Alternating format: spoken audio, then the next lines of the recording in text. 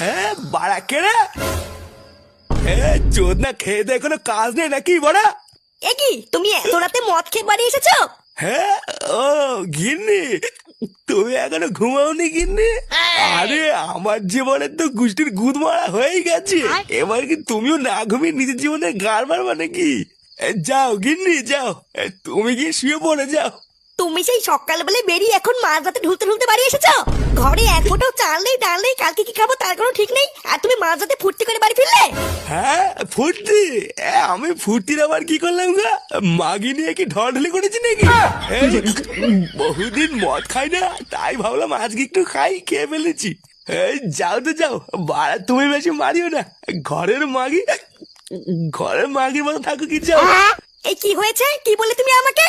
হাড়িতে একটাও ভাত নেই, সবাই হাত পে থেকে শুয়ে রয়েছে, আর তুমি মাঝ রাতে মদ খেয়ে মাতলামি করছো? মরতে পারো না? মরানো হয় না তোমার? তুমি বেঁচে আছো কেন? হ্যাঁ হ্যাঁ বাড়া মরেই যাবো, ভোদা বাঁচারি ছেলে ওরা আমারও নেই। ভোদা বেঁচে থেকেই বা কি বড় বাল ছিড়ছি, এর থেকে মরে যাই ভালো। বাড়া তুমি দেখো, যেদিনকে ভোদা আমি মদ খাওয়া ছেড়ে দেবো সেদিনকে আমি মরেও যাবো। তোমার আজকে মাইনা পাওয়ার দিন ছিল না? তার মানে তুমি মাইনা পেয়ে টাকাগুলো এইভাবে উড়িয়েছো? মাইনার বাকি টাকাগুলো কোথায় রেখেছো? দাও আমাকে দাও। আর মায়না বাড়া, মায়না যা পেয়েছিলাম সবই তো রাস্তার মাঝখানে ফেলে কেলিনি সব চলে গেল।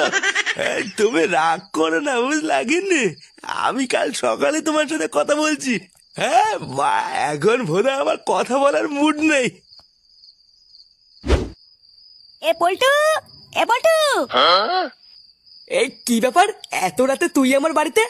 আর বলিস না রে পল্টু, একটা বিপদে পড়ে তোর কাছে আসলাম বুঝলি। এই রাতে বেলায় তুই ছাড়া আমাকে আর এই বিপদ থেকে কেউ বের করতে পারবে না রে। এই কি বলছিস? এই বিপদ মানে এই কি হয়েছে? এই বাড়িতে সব ঠিকঠাক আছে তো? কোনো সমস্যা হয়নি তো? এই না না, তেমন কোনো কিছু না। মানে আজকে রাতটা তোদের বাড়িতে আমাকে একটু থাকতে দিবি? আমি কথা দিচ্ছি, কোনো রকমে আজকে রাতটা কাটিয়ে আমি কাল সকালে চলে যাবো। চোদনা নিজের বাড়ি থাকতে হঠাৎ মাঝ রাতে আমার বাড়িতে কেন থাকতে এসেছিস? যা নিজের বাড়ি যা। আরে ঢ্যামনা একটু বোঝার চেষ্টা কর, নিজের বাড়িতে থাকতে পারলে কি লেওড়া তোর বাড়িতে থাকতে আসতাম নাকি? বাড়া আমি বিকেল বেলায় বাড়ি আসার সময় নিজের চোখে দেখেছি ওই পাওনাদার গুলো বাবাকে রাস্তায় ফেলে খেলাচ্ছে। আজ রাতে বাড়িতে হাওয়া গরম আছে বুঝলি, লেওড়া আজকে রাতে বেলা আমি বাড়ি ফিরলে বাবা আমার সেটার তক্তা খুলবে। হ্যাঁ ঠিকই আছে, ভোদা তোর চোদন খাওয়াই উচিত। অতই যখন সেটাই ভয় তখন ধার দেনা করে পালিয়ে বেরোস কেন? বাড়া অত কথা বলা টাইম নেই, তুই আগে বল আজ রাতে বেলায় কি তোদের বাড়িতে আমাকে থাকতে দিবি? আরে না ভোদা, আমি কি পাগল ছিল নাকি? বাড়িতে আমার বউ বাচ্চা আছে, তোর মতন একটা শুয়ে বাচ্চাকে আমি মাঝ রাতে ঘরে ঢোকাবো তুই ভাবলি কি করে? খুব দরকার পড়লে ক্লাবে গিয়ে শুয়ে থাকবি, কিন্তু এইখানে শোয়ার কথা ভাবিস না। আচ্ছা ঠিক আছে, তাহলে আর কি বলবো, আজ রাতটা কোনোভাবে ক্লাবে শুয়ে থাকা ছাড়া আর কোনো রাস্তাও তো নেই।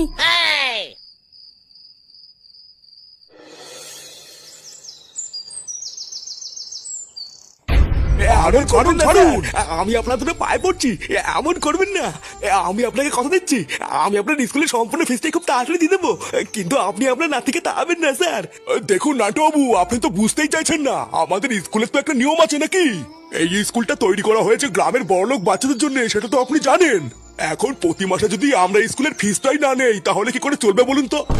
আমি জানি স্যার, আমি সবই জানি, আপনি আমাকে কটা দিন সময় দিন স্যার, আমি আপনার স্কুলের সম্পূর্ণ ফিসটাই দিয়ে দেবো।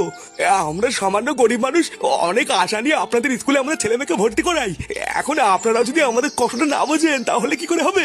এই আমি নিজে আপনার কাছে কথা দিচ্ছি স্যার, আমি আপনার স্কুলের সম্পূর্ণ ফিসটাই খুব তাড়াতাড়ি দিয়ে দেবো, কিন্তু আমি আপনার পায়ে পড়ছি স্যার, ততদিন আপনি আমার নাতিকে স্কুল থেকে তাড়াবেন না, ওকে আপনার স্কুলে একটু আসতে দিন। আহা নাটুবাবু, আপনি তো বুঝতেই চাইছেন না, এই সবের কোনো কিছুই আমরা হাতে নেই বুঝলেন তো।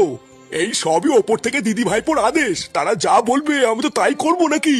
এই দাদু, তুমি উঠে এসো তো, এই ভোদার স্কুল চলার টাইম নেই। বাড়া গ্রামে কি স্কুলের অভাব নাকি যে স্কুলেই পড়তে হবে? অমন বলে না দাদু ভাই, এই স্কুলটা হলো গ্রামের সব থেকে ভালো স্কুল বুঝলা, এই স্কুলে পড়লে তুমি বড় হয়ে বড় কিছু হবা। এই ভোদার স্কুলে পড়ে বড় কিছু না বাল হবো? বালা এক বছর ধরে পড়ে এখনো পর্যন্ত অওয়াই শিখতে পারলাম না, আমার নাকি ভালো স্কুল। শুনেছেন ওর কথাবার্তাগুলো শুনেছেন? এরপরও কি আপনি সেই একই কথা বলবেন? মাসে 30 দিনের ভিতরে 25 দিনই ওই স্কুলে আসে না, তা অওয়াটা কি করে শিখবে বলুন তো? না না নাটু বাবু, আপনি আপনার নাতিকে নিয়ে চলে যান, এইখানে আর আমার কিছুই করার নেই। যেই দিনকে স্কুলে সম্পূর্ণ ফিস দিতে পারবেন সেই দিন কি আপনার নাতিকে পাঠাবেন, তার আগে আর পাঠিয়ে লাভ নেই।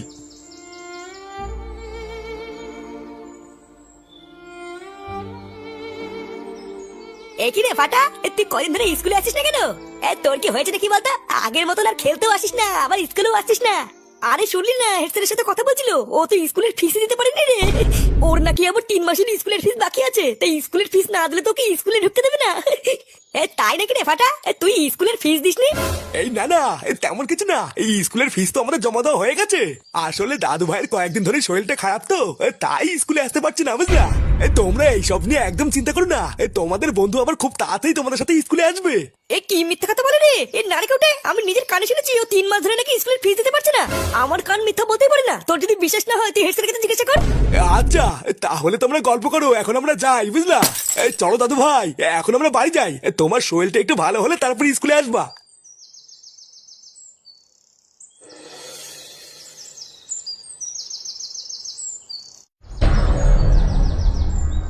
বালা, পুরো স্কুলের সামনে আমার মান সামনে পুরো গায়ে মাজা হয়ে গেল। ভূতদা, আমি কি কোনোদিন স্কুলে গিয়ে ওদের সামনে দাঁড়াতে পারবো? এই দিদুন, ও দিদুন। ওমা দাদু ভাই, তুমি স্কুল থেকে চলে এসেছো? ব্যাগ রেখে আসো, অনেক বেলা হয়েছে, দুটো খেয়ে নাও। আরে ধুর, বাল খাতে তোমার খাবার। ভূতদা, তোমরা কি তাও একটু খুলে বলতো, তোমাদের মতন কি আমাদের কোনো মান সম্মান নেই নাকি? হ্যাঁ ওমা, তুমি এত রেগে আছো কেন? স্কুলে কি কিছু হয়েছে নাকি? কিছু হয়েছে মানে? আজকে আমার স্কুলের সব বন্ধুরা আমাকে দেখে হাসছিল, জানো? ভূতদা, সবাই আমাকে হেসে হেসে বলছিল আমার নাকি স্কুলের ফিস দেওয়ার ক্ষমতা নেই, তাই স্কুলে আসি না। সাদা চুদ না, দাদা আমাকে দেখে ভয় পেতো, তারা আজকে আমাকে দেখে হাসছিল। ভূতদা, আমাকে কোনো মান সম্মান নেই নাকি? হ্যাঁ এই দেখো দিদুন, আমি কিন্তু তোমাকে পরিষ্কার বলছি, এই কালকের মধ্যে যদি আমার স্কুলের ফিস না দাও তাহলে কিন্তু আমি সুইসাইড করবো। হ্যাঁ ওমা, এইসব কি উল্টো পাল্টা কথা বলছো তুমি দাদু ভাই? এইসব কি বলতে আছে নাকি? তোমার দাদু কোথায়? দাদু তো তোমার সাথেই গেছিল।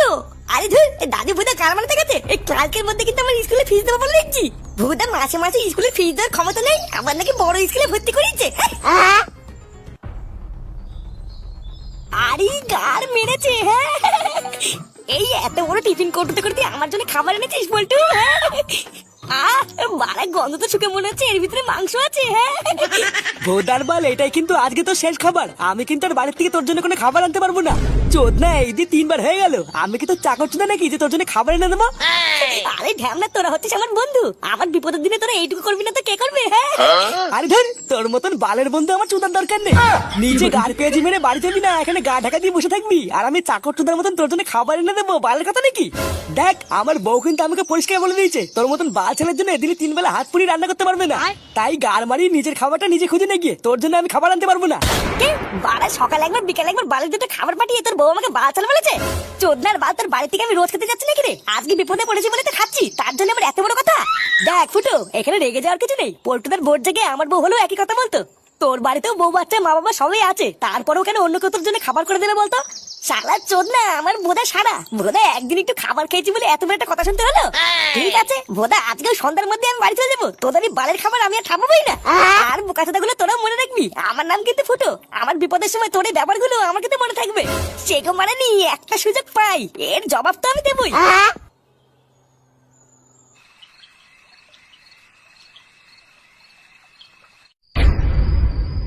না, এইগুলো কি সহ্য হয়? থালা আছে, খাবার নেই, সারাদিন পর দুটো খাবো, একটু সামনে বসে খেতে দেবে কিনা তা না। এগিনে, আরে কই গেলে গিনি? আরে বসে আছি তো, খাবার দেবে তো নাকি? এগিনে, আরে কই গেলে? এই কি হয়েছে গো? কি হয়েছে? এত চিল্লাচ্ছ কেন? আরে বাবা, চিল্লালাম কোথায়? তোমাকে তো শুধু একটু ডাকছিলাম। সারাদিন পর দুটো খেতে বসলাম, তো আমার হাতের কাছে তো সবকিছু আগিয়ে দেবে নাকি? অত আগিয়ে দেওয়ার কি আছে? সারাদিন কি এমন বাল ছেড়ো যে তোমার হাতে হাতে সবকিছু আগিয়ে দিতে হবে? 3 বেলা থালা ভরে গেলা ছাড়া তুমি সংসারে আর কোন কাজটাই বা আসো যে তোমাকে 3 বেলায় থালা সাজিয়ে দেবো? তুমি অত রেগে যাচ্ছ কেন গিন্নি? তুমি তো জানো যে তুমি সামনে বসে খেতে না দিলে আমার পেটই ভরে না। থাক, আজকে আর তোমার কোনো খাবার দিতে হবে না, আমি নিজের হাতেই সব নিয়ে নিয়ে খাচ্ছি। হ্যাঁ হ্যাঁ খাও, পুরো সংসারটাকে তো চিবি চিবি খেলে, আর কি বা খাওয়ার বাকি আছে তোমার? সারা জীবনে অনেক ভাল ছেড়েছো, এখন তো খাওয়া ছাড়া তোমার আর কোনো রাস্তাও নেই। এই সব তুমি কি উল্টো পাল্টা বলছো গিন্নি? আমি তো কিছুই বুঝতে পারছি না। কিছুই বুঝতে পারছো না? না, তুমি কিছুই বুঝতে পারছো না? রাস্তাঘাটে কারোর কাছে তোমার কোনো সম্মান থাকবে না থাক, আমাদের তো আত্মসম্মান বোধ আছে নাকি? বাড়িতে এতগুলো মানুষ, কাল কি খাবো কাল কি রান্না করবো তার কোনো ঠিক নেই। ওইদিকে ফাটাকেও স্কুল থেকে বের করে দিয়েছে, আর তোমার গায়ে কোনো হাওয়াই লাগে না, তুমি শুধু গেলা নিয়ে পড়ে আছো। তুমি কি মানুষ? আরে আমি তো আমার দিক থেকে যতটা পারছি চেষ্টা করছি তো নাকি? আমি কি আর ঘরে বসে আছি? সকাল থেকে অনেক লোকের কাছেই গেলাম টাকা ধার চাওয়ার জন্য, কিন্তু কেউ টাকা ধার দিতে রাজি না। সেখানে আমি আর কি বা করবো বলো? টাকা ধার করার কথা শুনে প্রথমেই সবাই না করে দিচ্ছে, তাহলে আমি আর কার বা কাছে যাবো আর কার কাছে বা চাইবো? না তো করবেই, কারণ সবাই জানে তোমার কাছে একবার টাকা ধার দিলে সেই টাকা সে পাবে না। শালা আমিও পড়েছি আরেক জ্বালায়। কি এমন পোড়ার কপাল নিয়ে এসেছিলাম যে আজকের এরকম দিনও আমাকে দেখতে হচ্ছে। দাদু ভাইয়ের মতন ছেলে এসে আমাকে বলে গেল কালকের মধ্যে স্কুলের ফিস না দিলেও সুইসাইড করবে, আর আমাকে সেটা দাঁড়িয়ে দাঁড়িয়ে শুনতে হলো। আচ্ছা কিছুই যখন তুমি করতে পারবে না তখন তুমি মরতে পারো না? এত মানুষ তো রাস্তায় মরে, তুমি কেন মারো না? বাড়ির থেকে বেরিয়েও তো রাস্তাঘাটে কোনো একটা গাড়ি তলে ঝাঁপ দিতে পারো, তাহলে তো আমরা বেঁচে যাই। সারা জীবন শালা আমি জ্বলে মরছি, যখনই ভাবি এবার একটা ভালো দিন আসবে তখন আরো জ্বলে মরি।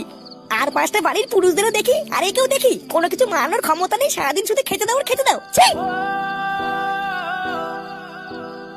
এ মা, ও মা, এই খাবারে কিছু আছে? কি হলো নাকি? আমি তো তোমাকে একটা কথা জিজ্ঞাসা করছি নাকি উত্তর দিতে পারছো না? আরে বাড়া কি বলবো নাকি? আর কি বা বাল জিজ্ঞাসা করছো তুমি, খুলে বলো তো। কি বলবে মানে? কালকে রাত থেকে তুমি আজ পর্যন্ত কোথায় মারাতে গেছিলে? কোথায় ছিলে? বাড়া অত কৈফিয়ত কি আমি তোকে দেবো নাকি রে? আমার যেখানে যখন যাওয়ার ইচ্ছা হবে আমি সেখানে দেবো, আবার নিজের ইচ্ছা মতন ধরে বাড়িতেও আসবো। এখানে তুই বলার কে রে? হ্যাঁ আমি বলার কে মানে? তুমি নিজেকে কি পেয়েছো নাকি বলো তো? সারাদিন শুধু এইদিকে ওদিকে গায়ে হাওয়া লেগে ঘুরে বেড়াও, আর বাড়িতে কি হচ্ছে কি না হচ্ছে তুমি সেদিকে কি খেয়াল রাখো? এই দেখ বাড়া, রাত করে চিল্লে আমার মেজাজটা কিন্তু খারাপ করিস না বলে দিচ্ছি। হুদা একটা ইম্পর্টেন্ট কাজ করে এত রাতে বেলা বাড়ি ফিরেছি, কোথায় আমার পাটা টিপে দেবে কিনা, আর মাগির গলা আসো না। বেশি না আমারই আমার জন্য খাবার নিয়ে গিয়ে খিদে সেটা চলে যাচ্ছে। আর এই গারমানি ছেলে যেখানে বসে বসে কি কথা শুনছিস না? হ্যাঁ যা দাদুর কাছে যা। চুদ না বড় বাল ছিল বানিয়ে এসেছে উনি। মানছতে কি বললে? আচ্ছা কিছু যখন তুমি করতে পারবে না তখন তুমি মরতে পারো না? এত মানুষ তো রাস্তায় মরে, তুমি কেন মারো না? বাড়ির থেকে বেরিয়েও তো রাস্তাঘাটে কোনো একটা গাড়ি তলে ঝাঁপ দিতে পারো, তাহলে তো আমরা বেঁচে যাই। আর পাঁচটা বাড়ির পুরুষদেরও দেখি আর একেও দেখি কোনো কিছু মানানোর ক্ষমতা নেই, সারাদিন শুধু খেতে দাও আর খেতে দাও। ছি!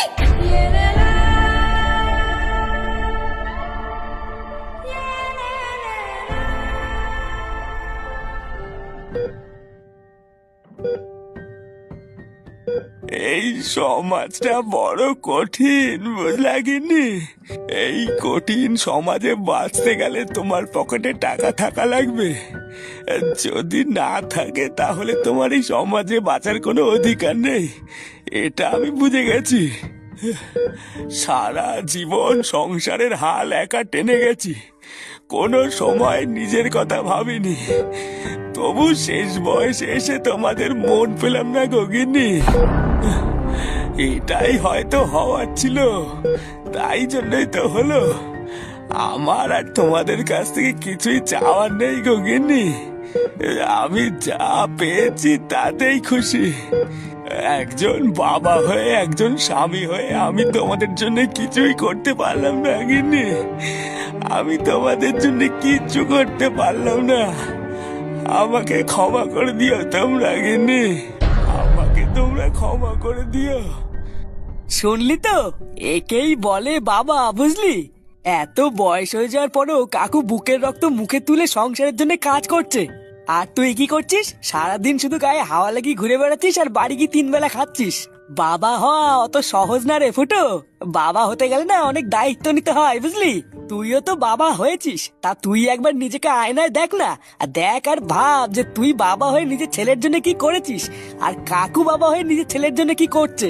তোর মতন একটা ছেলে থাকা সত্ত্বেও কাকু সংসারে এত ঝড়ঝাপটা একা কি করে সামলাবে বলতো? কপালের জোরে এবার কাকুর কিছু হয়নি ফুটো, কিন্তু এর পরেও যদি এমন আরো একবার হয় তাহলে কিন্তু কাকু আর বাঁচবে না বলে দিলাম। আমি বিশাল বড় ভুল করে ফেলেছি রে পল্টু। সারাদিন আনন্দ ফুর্তি করতে করতে কোনো সময় বাবার দিকেই তাকাইনি। বিয়ে হয়ে গেছে, একটা ছেলেও হয়ে গেছে, তাও আমার এইটুকু মাল ওঠেনি যে আমি সংসারের জন্য কিছু একটা করি। আমার বিশাল বড় ভুল হয়ে গেছে রে পল্টু। তুই দেখিস এই কালকের থেকে আমি রোজ কাজে যাব, নিজের ইনকাম দিয়ে আমি সংসার চালাবো, বাবাকে আর কোনোদিন কোনো কাজ করতে দেবো না। এই তো এতদিন পর তুই একটা পুরুষ মানুষের মতন কথা বলেছিস ফুটো। বাবা আমিও কালকে থেকে তোমার সাথে কাজ যাবো, কিন্তু এই মেরেছে।